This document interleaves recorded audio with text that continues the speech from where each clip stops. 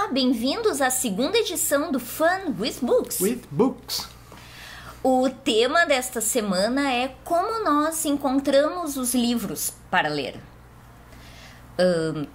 Como a gente chega aos livros, né, em meio a tantos e tantos e tantos milhares e milhões de livros que existem no mundo. Algum critério a gente precisa para escolher qual é a nossa próxima leitura. Claro, além do gosto, né? Claro, mas não importa qual é o gênero que tu gosta, qual é o tipo de livro que tu gosta de ler, vai ter muito, muito mais livro para ler do que a gente tem tempo para isso. Então, tu começa? Claro. Eu uso um método que eu acho que hoje deve ser até comum, ou se já não tradicional, que é recomendações da Amazon. Sempre que eu termino de ler algum livro, seja pelo Kindle ou de papel mesmo, eu busco recomendações da Amazon para aquele livro. A Amazon, ela mostra uma página, se tu gostou deste livro, então talvez goste de uma série de livros. Tá? Costuma funcionar muito bem. Eu não faço a menor ideia de como a Amazon faz para acontecer isso, mas na maior parte do tempo ela acerta. Na maior parte do tempo ela acaba recomendando um livro que eu vou gostar. Tu pode nos falar de algum livro muito legal que tu descobriu por esse teu método? Sim, em mais de um passo, na verdade. Eu realmente não lembro mais qual foi o livro que eu acabei de ler, mas eu lembro que eu li o The Spirit Ring, da Louise McMaster Bujold. Até onde eu sei, ele não tem tradução em português ainda. Se tivesse uma tradução literal, seria o Anel do Espírito. Descobrimos que tem uma edição em espanhol. Para quem prefere espanhol. O espanhol ou o inglês. Uhum. E depois de ler este livro da Louise McMaster Bujold, eu li A Maldição de Calion, The Curse of Calion dela, que é muito bom. O Spirit Ring é bom, é divertido, mas não é excepcional. A Maldição de Calion é excepcional, é muito bom. Sobre o que é esse livro? Qual dos dois? Os dois. Os dois? Ok, os dois são fantasia, quase tradicional, né?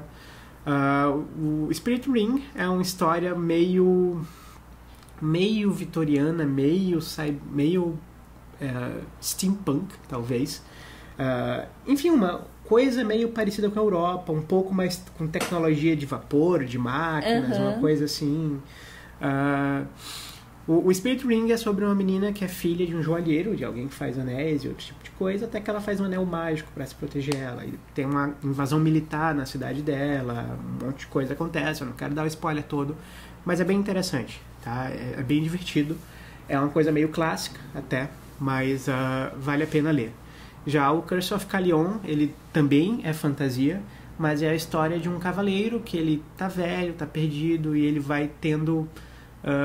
passando por aventuras para recuperar um pouco da honra dele, para recuperar um pouco da glória dele, talvez. É muito bom. O Curse of Calion eu sei que descrevendo assim não parece grande coisa, mas ele realmente é...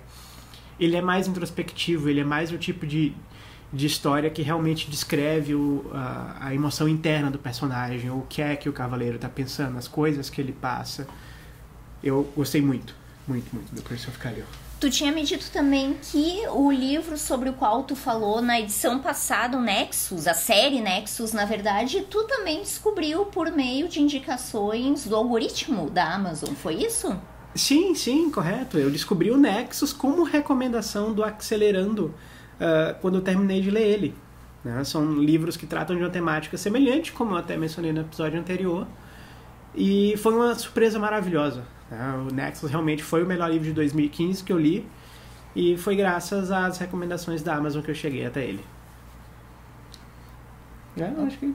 Ok, o meu método ele é um pouco mais tradicional, eu acho que vem do tempo em que eu era rata de biblioteca, ou até antes. Eu cresci numa casa com muitos livros, e na casa dos meus avós sempre teve muitos livros, então uma das coisas mais bacanas pra mim era parar na frente de uma prateleira e descobrir alguma aventura nova.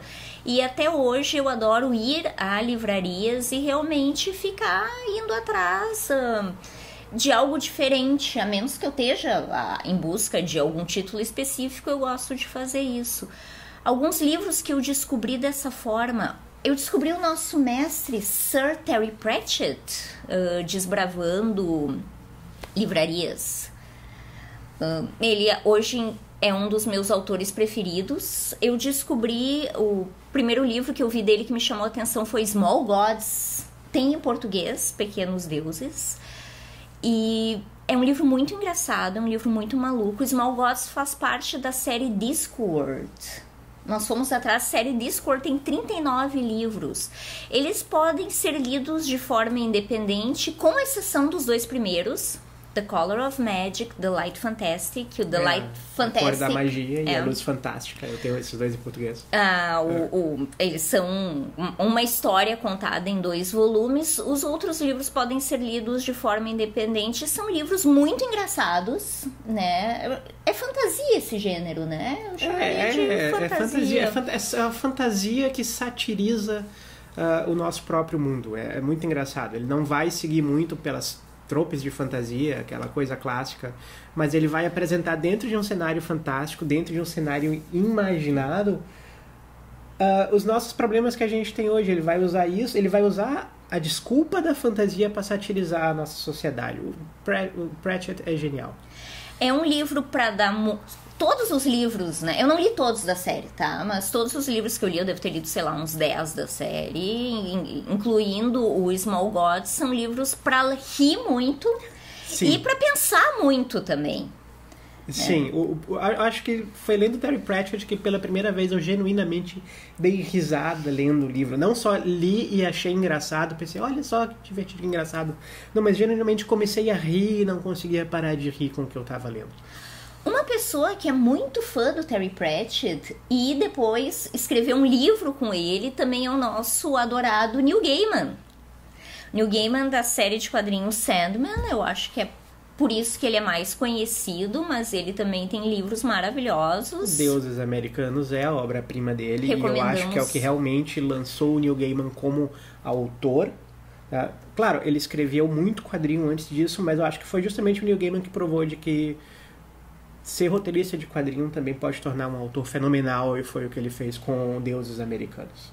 E o Neil Gaiman escreveu junto com Terry Pratchett o Good Omens, que em português é... Belas Maldições. Belas Maldições. Também é um livro muito engraçado.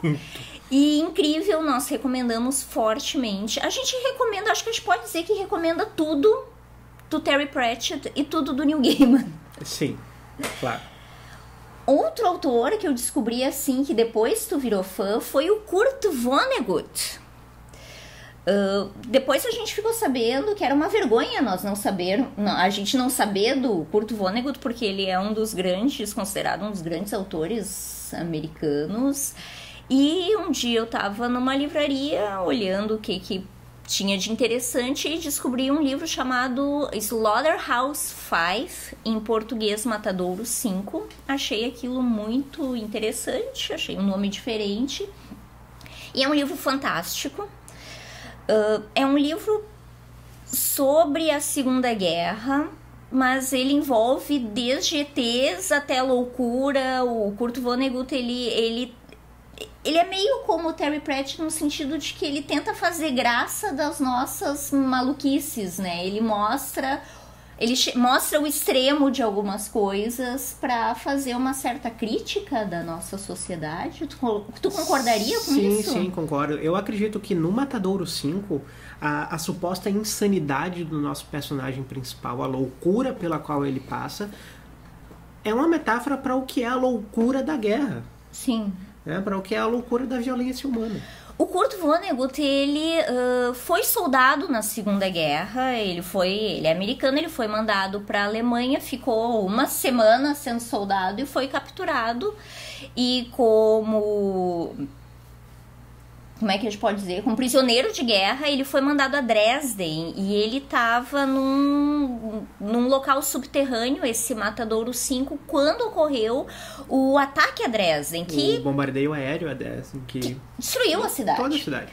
Isso marcou muito ele, obviamente, e o Matadouro 5 conta essa história, mas não é em primeira pessoa, não é uma biografia quando eu fui para a guerra, mas o autor esteve lá, ele viu isso, ele viu todo esse cenário que ele conta no livro.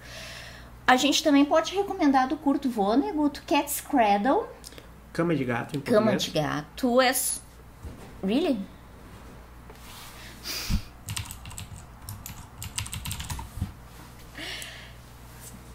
Cama de Gato em português. E também é um livro muito insano, é um livro sobre o fim do mundo.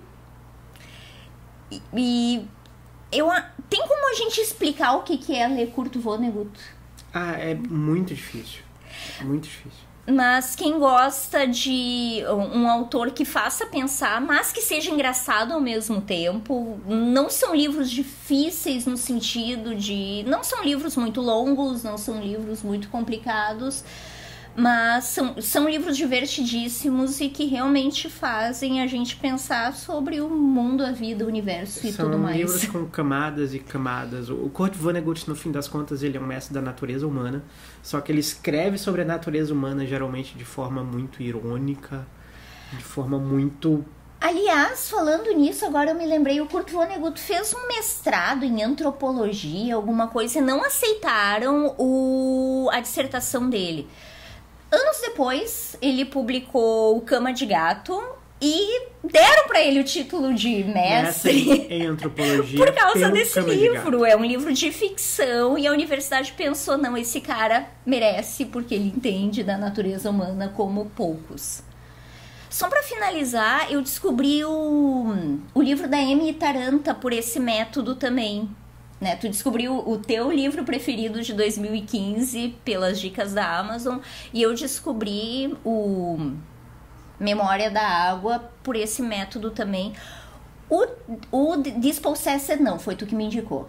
Sim. Aliás, o Memória da Água me faz lembrar da importância das capas de livros. A gente sempre... Tem um ditado de dizer, não julgue um livro pela capa, mas sim, nós julgamos e sim, com ajuda. A capa do Memória da Água, a edição brasileira, é linda. E foi a capa do Memória da Água que nos chamou a atenção. A capa e depois... Claro, mas andando na livraria, eu lembro, a gente estava na Cultura, a gente viu aquele livro na prateleira e pensou, que capa linda! Quando pegamos a capa, vimos a orelha do livro, lemos e gostamos, enfim, mas... Eu acho esse ditado, na verdade, muito injusto com os capistas. Sim. Fazer capa de livro é uma arte incrível e muito, muito, muito desprezada. Sim. Aliás, mesmo hoje na era digital, olhando uma página da Amazon de recomendações de 40 livros e tal, a capa vai contar muito. A capa, o título. O título, o sumário. Aliás, é complicado publicar um livro. Tu tem que ter uma boa capa, um bom título. Aliás, falando em título, a gente descobriu a Ursula Le Guin de uma maneira bem diferente dessas que a gente citou agora. Foi fazendo um curso no Coursera sobre literatura... de ficção e fantasia.